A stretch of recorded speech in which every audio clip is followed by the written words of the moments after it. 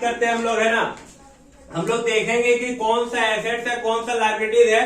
क्यों ऐसा देखा जाता है? क्योंकि जब आप कहीं किसी जगह में काम करने के लिए जाइएगा, तो जब काम करने के लिए जाइएगा तो आपसे सवाल पूछेगा कि बाबू 4 एसेट्स का नाम बताइए, 4 लायबिलिटीज का नाम बताइए, या एंट्री पूछा जाएगा। और जब आप नहीं जवाब दे पाइएगा तो आपका सिलेक्शन नहीं होगा। क्योंकि यदि सब गवर्नमेंट जॉब के तरफ ही भागेगा तो सब बेरोजगार हो जाएगा। प्राइवेट जॉब ही इज्जत बचा के रखा है आज के दिन में। छोटा छोटा जगह में 8,000, 10,000, 12,000 रुपए का यदि काम दे रहा है, यदि वो काम भी बंद हो जाएगा तो अर्थव्यवस्था एकदम पूरी तरह से बैठ जाएगा। होता क्या है कि गार्जियन हम लोगों को भेजता है सिखाने के लिए कि बेटा बेटे जाइए आप लोग कंप्यूटर सीख लीजिए। 11th 12th पढ़ाया आपको कुछ सोच के, उसके बाद कंप्यूटर सिखा दिया गया। यदि आपका पिताजी जब कंप्यूटर कोर्स पूरा हो जाता है तो वो भी सोचते हैं कि कहीं न कहीं आपका काम लग जाए, कुछ घर में मदद कर सके। इसके लिए वो आपका काम के लिए वो भी कहीं कहीं बोल के रखते हैं, और जब कहीं काम मिल जाता है तो आपको लेके जाते हैं। और पिताजी के सामने यदि मान लीजिए आपसे 4 एसेट्स और 4 लायबिलिटीज या कोई और सवाल कंप्यूटर से रिलेटेड या आपका कोर्स से रिलेटेड पूछ देता है और आप जवाब नहीं दे पाते हैं, तो आपका बेइज्जती के साथ आपका पिताजी की भी बेइज्जती है और आपको काम भी नहीं मिलेगा। तो हम चाह रहे हैं कि वो सब प्रॉब्लम फेस ना करना पड़े, और वो सब प्रॉब्लम जब फेस आप नहीं कीजिए तो कुछ ना कुछ जरूर सीखिएगा। इसलिए संडे का क्लास जरूर आइएगा। अब यहाँ पर हम लोग देखेंगे कौन सा एसेट्स है, कौन सा लायबिलिटीज है, और कौन सा डेबिट में लिखा जाता है और कौन सा क्रेडिट में लिखा जाता है। जैसे कैपिटल जो होता है ये बैलेंस शीट का लायबिलिटी साइड में होता है। बैलेंस शीट का कहाँ होता है? लायबिलिटी साइड में होता है। और ये हम लोग कहाँ लिखते हैं? क्रेडिट में लिखते हैं। इसका नेचर क्या होता है? क्रेडिट। कैपिटल का क्या होता है? क्रेडिट। जैसे ड्रॉइंग होता है तो ड्रॉइंग कहाँ जाता है? बैलेंस शीट में जाता है। ड्रॉइंग कहाँ जाता है? बैलेंस शीट में। और क्या होता है कि कैपिटल से माइनस हो जाता है। कैपिटल से क्या होता है? माइनस होता है। क्या माइनस होता है? ड्रॉइंग। ड्रॉइंग होता क्या है? ड्रॉइंग का मतलब आरहन करना होता है। आरहन क्या होता है?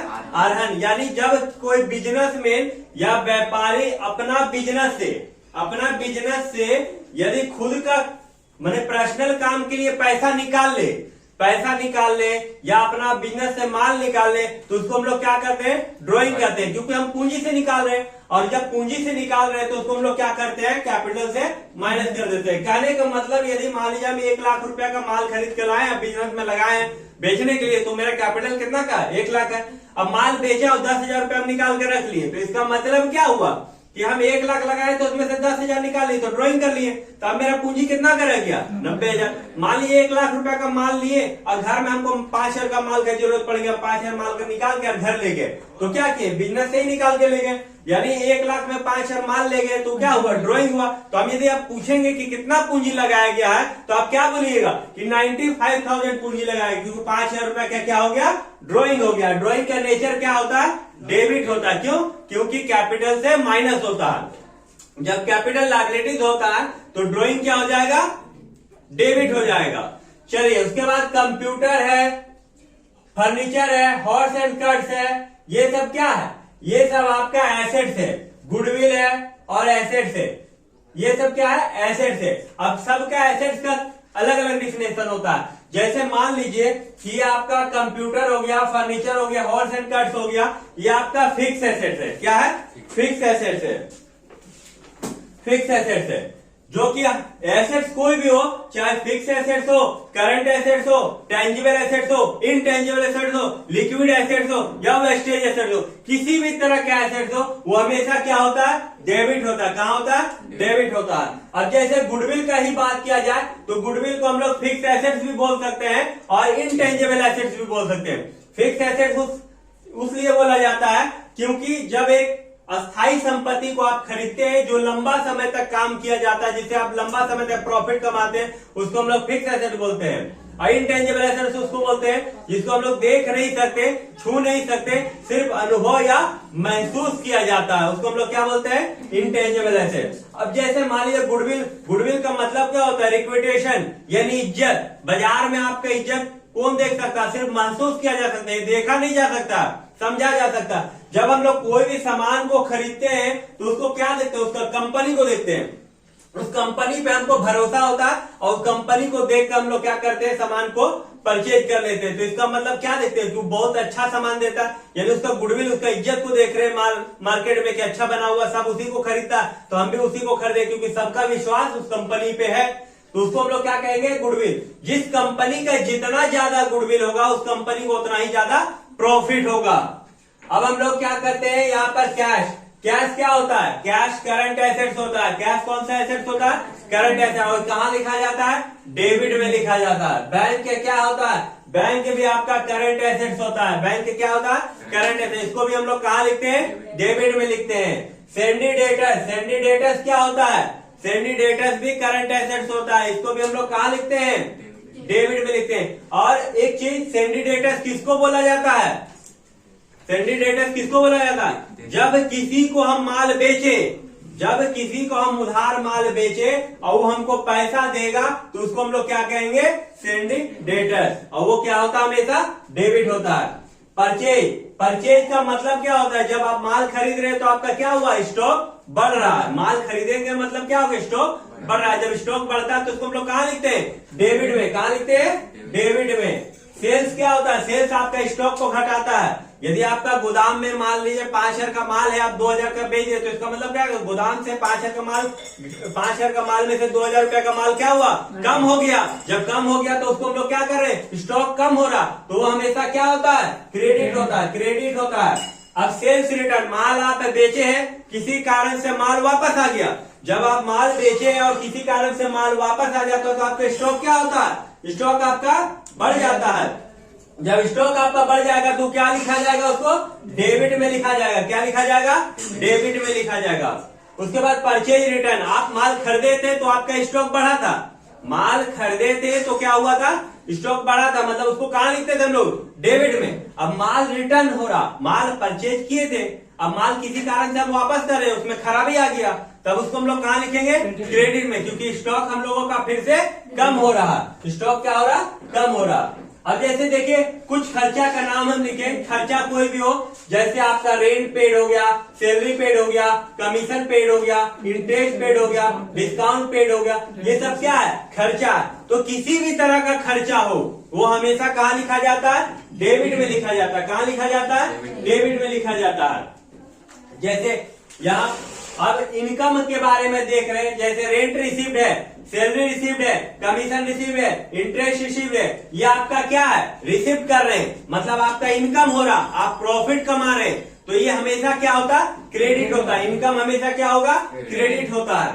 अब यहाँ देखिए बैंक ओवरड्राफ्ट, ये लायबिलिटीज है। बैंक ओवरड्राफ्ट क्या होता है, लायबिलिटी। बैंक ओवरड्राफ्ट किसको कहा जाता है, जब आपका अकाउंट में मान लीजिए 5,000 रुपया है और आपको अभी 10,000 रुपया की जरूरत है, तो आप बैंक से 10,000 रुपया निकाल लिए, तो माइनस में आपका खाता चला जाएगा कितना, 5,000 रुपया। माइनस में कितना चला जाएगा, 5,000। जब जितना जमा है उससे ज्यादा यदि आप निकाल ले रहे हैं तो उसको कहा जाता है बैंक ओवरड्राफ्ट। क्या कहा जाता है, बैंक ओवरड्राफ्ट। यहाँ पर लोन का बात कर रहे हैं हम लोग। लोन को सब जानते हैं, लोन का मतलब ऋण होता है। जब आप किसी से लोन लेते हैं, ब्याज पे बैंक से लोन लेते हैं, कर्ज लेते हैं, तो उसको हम लोग क्या बोलते हैं, लोन बोलते हैं। और वो क्या होता है, लायबिलिटीज होता है। क्या होता है, लायबिलिटीज होता है। उसको कहाँ लिखते हैं हम लोग, क्रेडिट में लिखते हैं। कहाँ लिखते हैं, क्रेडिट में लिखते हैं। जैसे क्रेडिटर, क्रेडिटर्स का मतलब क्या हो गया, लेनदार। यदि आप किसी से माल खरीदे हैं उधार तो आपसे पैसा लेगा, यानी आपका कर्ज है। क्रेडिटर्स हमेशा क्या होता है, लायबिलिटीज होता है। क्या होता है, लायबिलिटीज होता है। वो हमेशा कहाँ लिखा जाएगा, क्रेडिट में लिखा जाएगा। बैंक चार्ज, बैंक चार्ज का मतलब क्या होता है, एक्सपेंसेस है। बैंक आपसे चार्ज ले रहा तो आपका खर्चा है। अब बैंक चार्ज खर्चा तो है, लेकिन कहाँ लिखा जाएगा, बैंक खर्चा है, तो इसका मतलब क्या हो गया, बैंक चार्ज डेबिट में लिखा जाएगा।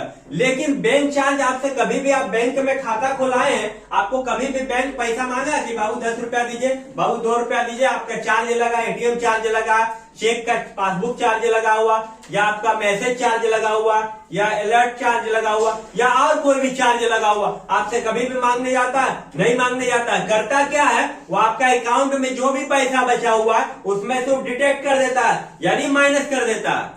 जब आप खाता अपडेट कराने जाइएगा तो देखिएगा कभी कभी कोई चार्ज लिख के माइनस किया हुआ आपके अकाउंट में जो जमा हुआ है। क्यों, क्योंकि वो आपसे मांगेगा नहीं, वो खुद से खुद माइनस कर देगा आपका।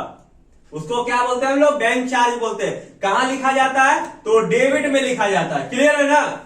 तो ये कहां जाएगा? कुछ एसेट्स कुछ लायबिलिटी के बारे में आपको बताया गया है, ताकि अच्छा से समझ जाइए कहां कौन सा आइटम जाएगा। कुछ शॉर्ट में हम आपको बता दे रहे हैं, जैसे 4 कैटेगरी में बांटा जाता है। 4 कैटेगरी, जैसे ये एसेट्स हो गया। एसेट्स का हमेशा नेचर डेबिट होगा। कोई भी एसेट्स हो, फिक्स एसेट्स हो, करंट एसेट्स हो, टेंजिबल हो, इनटेंजिबल हो, लिक्विड वेस्टेज हो, कोई भी एसेट हो, वो हमेशा क्या होगा? डेबिट होते हैं। एसेट्स आपको पहचानना पड़ेगा कि एसेट्स क्या है। अब यहां पर बात लायबिलिटीज का आता है। लायबिलिटीज का नेचर हमेशा क्रेडिट होता है। क्या होता है? क्रेडिट। कहीं भी किसी भी तरह का लायबिलिटीज हो, कर्ज हो, वो हमेशा कहां जाएगा? क्रेडिट में लिखा जाएगा। अब यहां पर हम लोग आते हैं एक्सपेंसेस एंड लॉसेस।